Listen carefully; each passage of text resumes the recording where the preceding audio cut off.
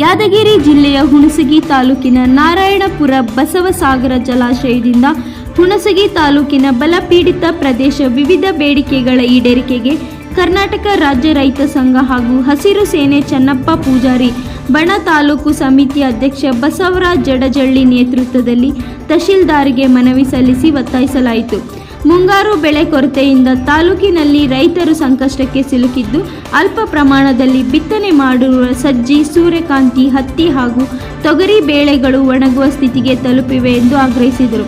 ಬಸವಸಾಗರ ಜಲಾಶಯದಿಂದ ಹಳ್ಳ ಕೆರೆಗಳಿಗೆ ನೀರು ಹರಿಸಿ ಪ್ರಾಣಿ ಪಕ್ಷಿಗಳು ಹಾಗೂ ಜಾನುವಾರುಗಳಿಗೆ ಕುಡಿಯುವ ನೀರಿನ ವ್ಯವಸ್ಥೆ ಕಲ್ಪಿಸಬೇಕು ಎಂದರು. ತಾಲೂಕಿನ ವಿವಿಧ ಗ್ರಾಮಗಳಲ್ಲಿ ವಿದ್ಯುತ್ ಟ್ರೈನ್ ಫಾರಂಗಳು ಸುಟ್ಟು ತಿಂಗಳು ಕಳೆದರೂ ಬದಲಾವಣೆ ಮಾಡಿಲ್ಲ.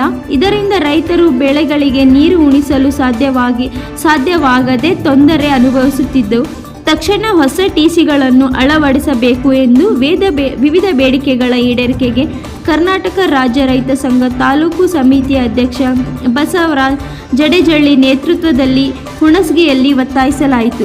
ಈ ಸಂದರ್ಭದಲ್ಲಿ ತಾಲೂಕು ರೈತ ಅಧ್ಯಕ್ಷರಾದ ಬಸವರಾಜ್ ಜಡೇಜಳ್ಳಿ, ಜಿಲ್ಲಾಧ್ಯಕ್ಷರು ರಾಜಶಂಕರ್ ದೇಸಾಯಿ, ತಾಲೂಕು ಗ್ರಾಮಾಧ್ಯಕ್ಷರು ಶಂಕರ್ ನಾಯಕ್ ಜಾಧವ್, ಪ್ರಧಾನ ಕಾರ್ಯದರ್ಶಿ ಅಂಬರೀಶ್ ಗೌಡ ಬಿರಾದರ್, ಸಿದ್ದು ಮೇಟಿ, ಹನುಮಂತರಾಯ್, ಪೊಲೀಸ್ ಪಾಟೀಲ್, ದ್ಯಾಮಣ್ಣ, ಉಜ್ವಲ್ ರಾಜು, ಕಾಜಿ ಸೋಮಹೊರಟ್ಟಿ, ಬಸಯ್ಯ ಹಿರೇಮಠ್, ಬಲೇಶೆಟ್ಟೇಹಾಳ್, ರಾಮನಗೌಡ ಬಿರಾದರ್, ಎದ್ದಲ್ಬಾವಿ ಎಲ್ಲ ರೈತರು ಸಂಘಟನೆಯ ರೈತ ಬಾಂಧವರು ಪಾಲ್ಗೊಂಡಿದ್ದಾರೆ.